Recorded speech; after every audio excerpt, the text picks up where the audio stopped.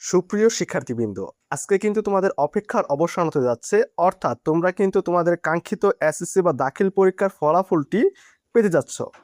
তো তুমি কিভাবে তোমার হাত থেকে স্মার্টফোনটির সাহায্যে খুব সহজেই তোমার রেজাল্টটি বের করে নিতে পারো সে সম্পর্কে আজকে ভিডিওতে আলোচনা করব। ভিডিওটি শুরু করার আগে যারা আমাদের নাইমেটিক চ্যানেল নতুন আসো, অবশ্যই আমাদের নাইমেটিক চ্যানেলটি সাবস্ক্রাইব করে দিবে আর পাশে থাকা লিঙ্কটি অবশ্যই বাজিয়ে দিবে। তো প্রথমত তুমি রেজাল্টটি দেখার জন্য তুমি তোমার ফোনে থাকা গুগল অথবা গুগল ক্রোম একটি ব্রাউজার সিলেক্ট করে নিবে। তো আমি আমার ফোনে থাকা গুগলটি সিলেক্ট করে নিচ্ছি। তো গুগলে ক্লিক করার পর তো এখানে সার্চ বাটনে তোমরা ক্লিক করার পর তোমরা এটা লিখে সার্চ করবে ওয়েব বেসড রেজাল্ট। এই যে আমি এখানে লিখে দিছি WEBBEST রেজাল্ট। আমি লিখতেছি WEBBEST রেজাল্ট RESULT। এটা লিখে তোমরা এই যে সার্চ বাটন আছে তোমার ফোনে এটা সার্চ করে দিবে। তো সার্চ করার পর একটু অপেক্ষা করবে, তোমার ফোনে অবশ্যই নেট অথবা ওয়াইফাই কানেক্টেড থাকতে হবে। তো এরকম কিছু লিঙ্ক তোমার সামনে ওপেন হবে সার্চটা করার পর। তো এখানে কয়েকটা লিঙ্ক আসবে, প্রথম এই লিঙ্ক থেকেও তুমি তোমার কাঙ্ক্ষিত ফলাফলটা বের করতে পারবে, এই লিঙ্ক থেকেও এবং নিচে যে লিঙ্কগুলো আছে ওইগুলো থেকেও বের করতে পারবে। তো আমি আমার ফলাফলটি দেখার জন্য প্রথম যে লিঙ্কটা আছে এটাই ব্যবহার করব। তো আমি প্রথম লিঙ্কের উপর একটা ক্লিক করে দিব। তো আমরা একটু অপেক্ষা করি। তো ক্লিক করার পর তোমার সামনে এরকম একটি ইন্টারফেস শো করবে, এখানে কিছু অপশন আছে। তো আমরা অপশনগুলো কি দেখে নেই। প্রথম অপশনটা আছে name of board, name of examination, name of year of examination এবং টাইপ অফ রেজাল্ট। তো আমি প্রথম যে অপশনটা আছে সিলেক্ট ওয়ানের এরো বাটনটার উপর ক্লিক করব।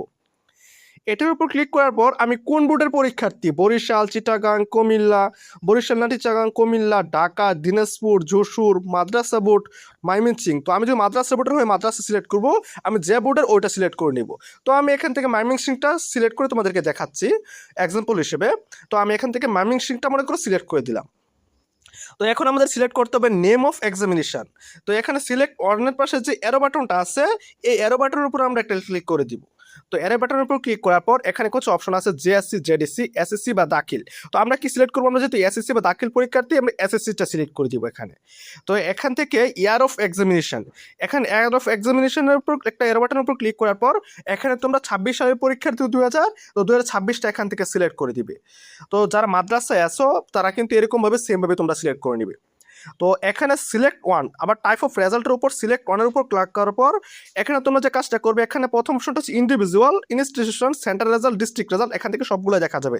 তো তুমি যেহেতু রুল এবং রেজিস্ট্রেশন নাম্বার দিয়ে রেজাল্ট দেখবে, তোমরা প্রথম যে অপশনটা আছে ইন্ডিভিজুয়াল রেজাল্ট এটার উপর একটা ক্লিক করে দিবে। তো এটার উপর আমি ক্লিক করার পর আমার সামনে এরকম একটি অপশন আসবে।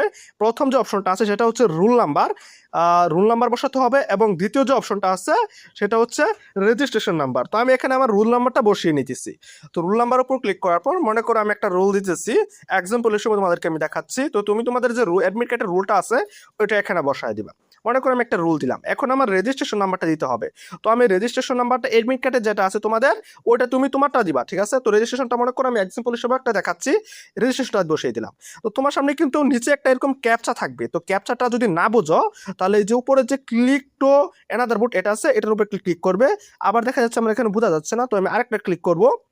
তো এক একজনের কাছে এক একটা ক্যাপচার থাকবে। তো এই দেখো এখানে একটা ক্যাপচারটা বোঝা যাচ্ছে। তো আমি এখন কি করব, এই ক্যাপচারটা এখানে দেখে দেখে যা আছে তা এখানে নিচে বসিয়ে দিব। এখানে আমাদের কি কি কি আছে 6631। তো আমার ক্যাপচারটা দেখে দেখে বসানো হয়ে গেছে, যার যে ক্যাপচারটা থাকবে সেটা এখানে দেখে দেখে বসিয়ে নেবা। তো এখন চলো আমি উপর থেকে সবকিছু ঠিকঠাক বসিয়েছি কিনা সেটা এক নজরে দেখে আসি।